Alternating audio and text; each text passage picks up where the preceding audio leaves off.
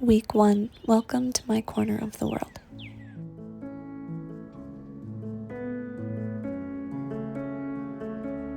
The snow has finally melted up here in Maine, which calls for much anticipated outside time.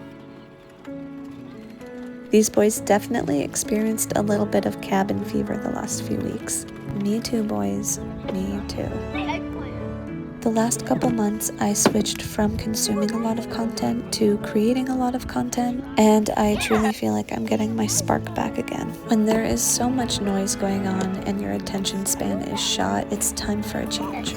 I have always loved YouTube and long-form content. I've been creating on another channel for a long time, but it's a totally different type of niche. I want a place where I can just be myself, be creative, and craft a video diary that my kids and I can always look back on. We do things a little unconventionally over here. I dance to the beat of my own drum and can be very, very unpredictable, which used to get me into a lot of trouble when I was younger. But as I've gotten older, I've learned to embrace it and actually appreciate it. In case you needed to hear it, it's okay to do things differently, and it might just serve you well.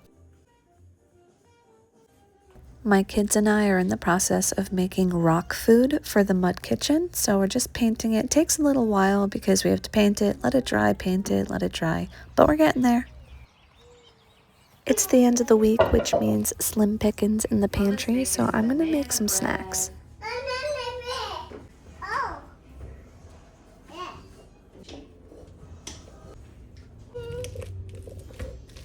I'm also finding any way I can use maple syrup. We just finished chopping our own trees and we have about 4 to 5 gallons of maple syrup.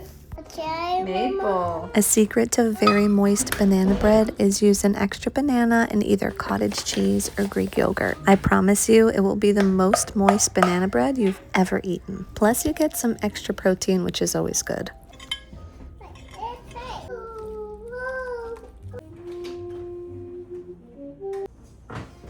One thing I love to do on a rainy day is cook, bake, or a combination of both, which I'm doing today.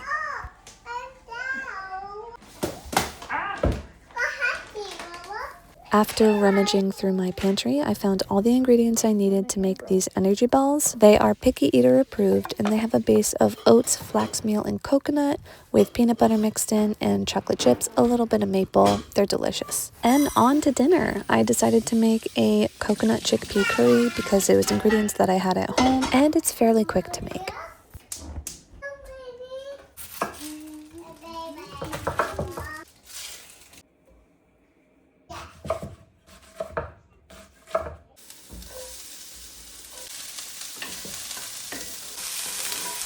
The best way to peel garlic is to slam down on it and the skin will just fall off.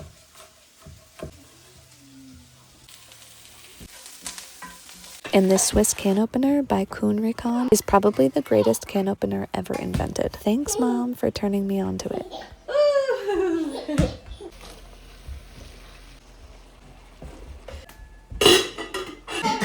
I'm telling you guys all my tricks. This is the Flusser. It's a lemon juicer or a lime juicer. It's the best thing ever.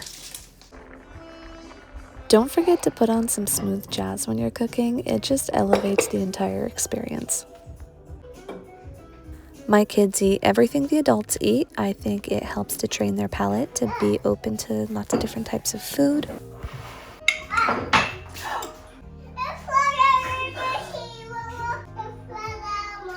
Accidents happen.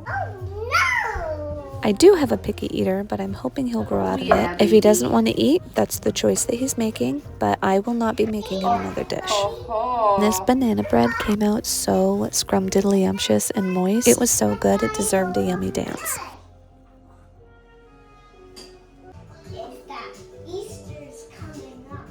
Another day, another round of 100 different morning beverages. We prepare coffee in a Chemex and we grind our own beans. This is what we found to be the best tasting coffee. My kids like tea honey in the morning, so I brew that. And I also have hibiscus tea because I think it helps my heart and possibly counteract some of the negative effects of caffeine. I could totally have just made that up, but at least I'm staying extra hydrated. Have a great day, okay? Love you.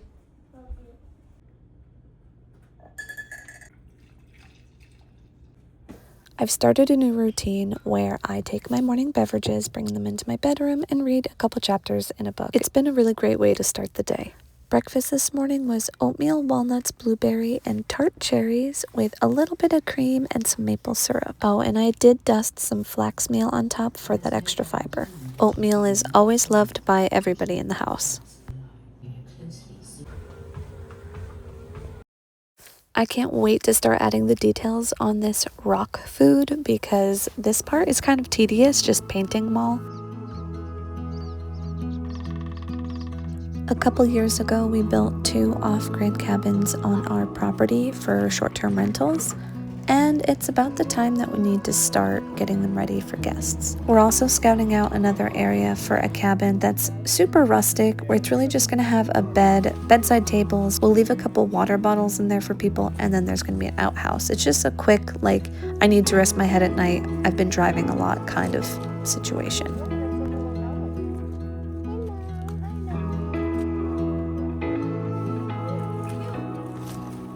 Our property is 26 acres and most of it we don't use because it's all woods, but my partner Jared and I always loved glamping and I love to host, so creating spaces that are comfy and cozy, things that people always look back on, brings me so much joy. And I definitely want to do it on a bigger scale. There's a lot of planning that goes into it, but that is kind of the end goal, having our own sort of like glamping campground, not here on this property, but on a nice big property that will be legitimately our jobs. I would love for my partner to retire and we can work together, and I think it would be so much fun.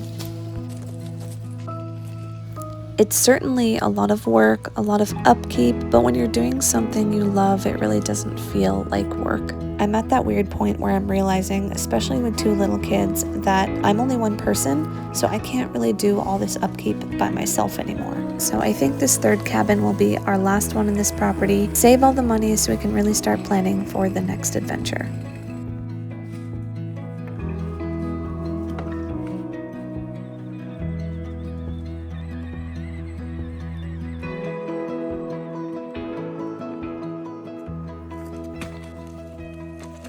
After a hard day of cleaning up, lugging, and hauling, we decided to treat ourselves to a little fire in the fire pit.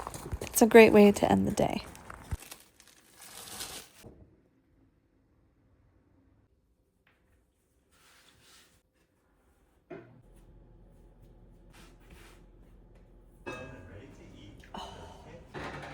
That's a pretty loaf.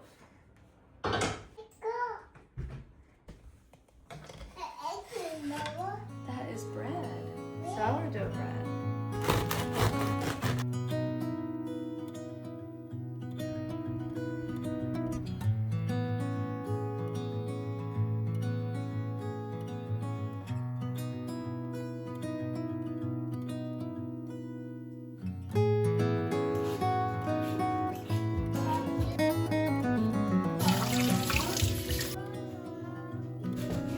Is that wooden spoon?